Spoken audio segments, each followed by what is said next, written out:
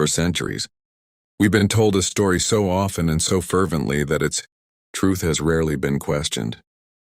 That Eve was born from Adam's rib, a poetic fragment, nestled within the early chapters of Genesis, cemented into doctrine, ritual, and culture, it became a foundation of Western theology, whispered in churches, sculpted into art, and embedded into the unconscious minds of millions. But what if that story, so familiar, so seemingly sacred, was the result of a mistranslation? What if the rib never existed in the original text? Let us begin not with belief but with language, because what was written in ancient Hebrew reveals something more profound, more symmetrical, and far more radical than the doctrine passed down through time. The word translated as rib is not rib at all. It is cella, a word that appears over 40 times in the Hebrew scriptures, and not once does it mean rib. In every other instance, it refers to a side, a face, or a structural element, often in the sacred architecture of the tabernacle or the temple. So why in this one pivotal moment in Genesis 2:21 was it rendered as rib? This is not merely a linguistic anomaly. It is a theological pivot, a symbolic shift, a cultural sleight of hand that altered humanity's understanding of itself and of the divine. For by translating cella as rib, Eve is reduced from mirror to fragment, from an equal presence to a lesser piece. What is at stake is not merely the origin of woman, but the meaning of duality itself, the masculine and feminine, spirit and body, form and essence. The Genesis creation story, when seen through the original Hebrew and the lens of mystical tradition, tells a far different tale, one of unity before division, of balance before hierarchy. The word that shaped a world. In the deep language of the Torah, words are more than labels. They are keys to the architecture of reality. Cella, as used in Genesis 2:21, is one of these keys. It holds in its meaning the weight of an entire cosmology. In Exodus and 1 Kings, cella refers to the sides of sacred structures, the tabernacle's panels, the temple's chambers, the very design of holiness made manifest. Nowhere does it mean bone. Only in Genesis 2 does tradition deviate. Why? This deviation has haunted scholars, mystics, and theologians for centuries. Klaus Westermann, a German theologian and Hebrew scholar, warned that when a polysemic word is translated in a singular, uncharacteristic way in only one instance, especially in a text of profound symbolic importance, one must approach with hermeneutic caution. The question becomes not merely what the text says, but who is interpreting it and why. The Septuagint, the earliest Greek translation of the Hebrew Bible, was rendered in the cultural atmosphere of Hellenistic Alexandria, a society where dualism reigned. The masculine was aligned with reason, order, and divinity, the feminine with matter, emotion, and illusion. Plato had already written of the soul as androgynous, yet leaned toward a masculine ideal. Aristotle went further, calling woman a misbegotten man. Into this worldview entered the word cella. The translators, steeped in Greek metaphysics, chose pleura, a word that could mean side or rib. Later, in the Latin Vulgate, it became costa, a bone. Thus Eve, who in the original Hebrew emerged as a structural counterpart, became a fragment, a derivative part, and with that the theology of the West shifted, the esoteric reading, a splitting, not a removal. The mystical traditions of Judaism, especially the Kabbalah, have always read the Genesis narrative differently. For them, the human being, Adam, was originally androgynous, a being of unified polarity. The Zohar, one of the foundational texts of Jewish mysticism, describes the original human as a composite of masculine and feminine energies, Zir Anpin and Nukva. Their division was not an amputation, but an unveiling, a necessary step for relationship, reflection, and return. Creation in these traditions is not subtraction but unfolding. The divine does not create by removing but by revealing.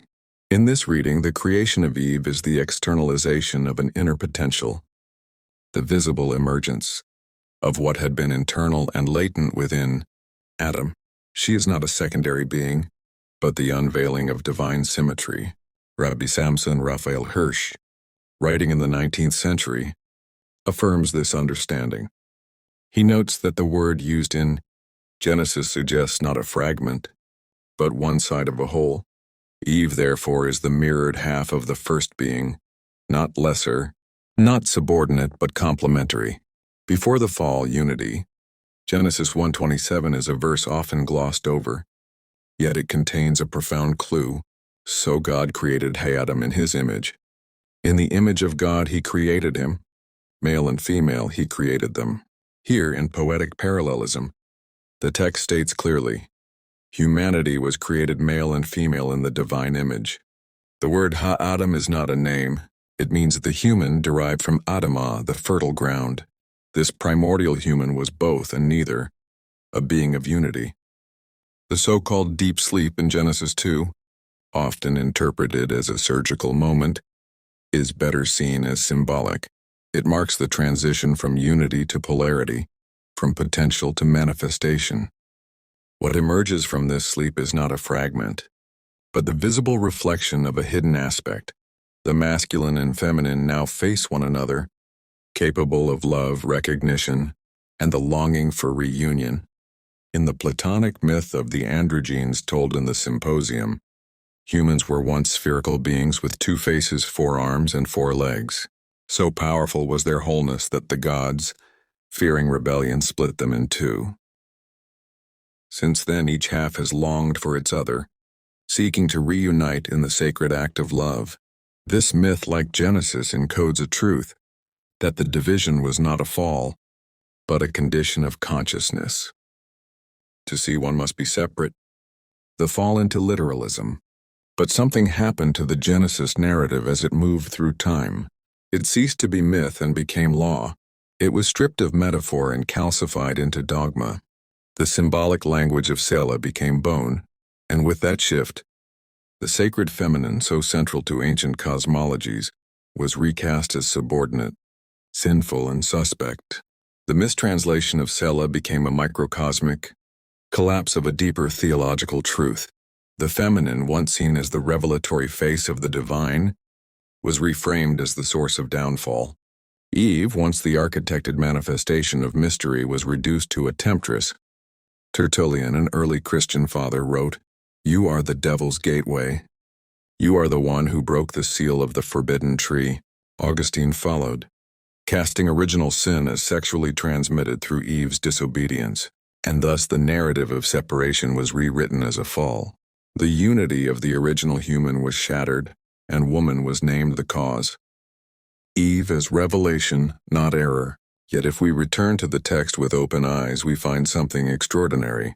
The Hebrew verb used when God made Eve is vayivan, from the root bnh, meaning to build. It's the same verb used to describe the building of altars, cities, and temples. It is never used for sculpting or fashioning flesh. In contrast, Adam was formed yatzer, as clay is molded. Eve was built, architected. This is no accident. It suggests planning, intention, structure. Eve is not an afterthought or a cure for loneliness. She is a revelation. Her name, Chava or Hava, comes from the root chaya, life.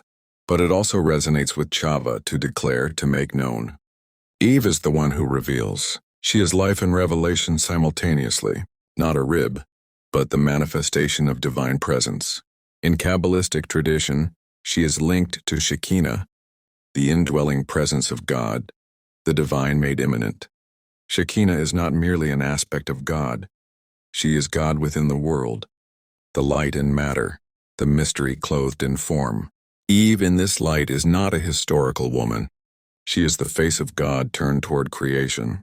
Sophia, Shakti, and the feminine divine. This idea is not unique to Hebrew mysticism. Across traditions, the feminine has long been understood as the vessel of revelation.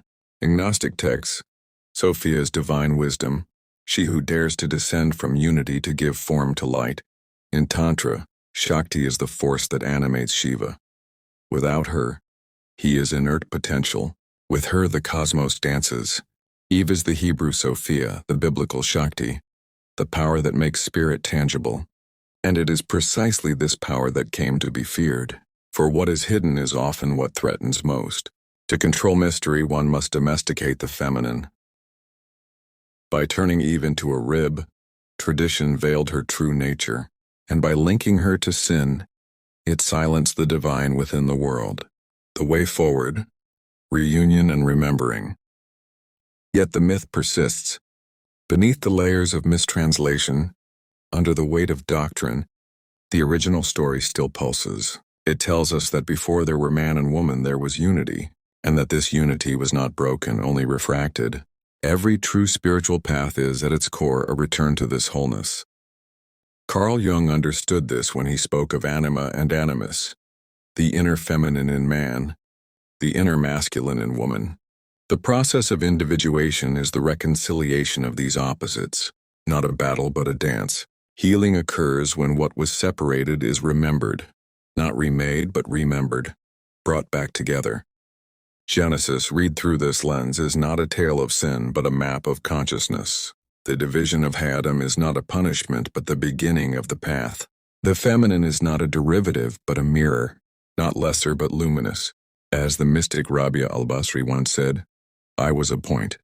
God divided me in two so I could see myself. In seeing myself I saw God. And perhaps that is the great secret hidden in cella, that what was taken was not a rib but a face, not a bone but a soul, and that every glance across the human divide, between self and other, masculine and feminine, inner and outer, is a step toward reunion.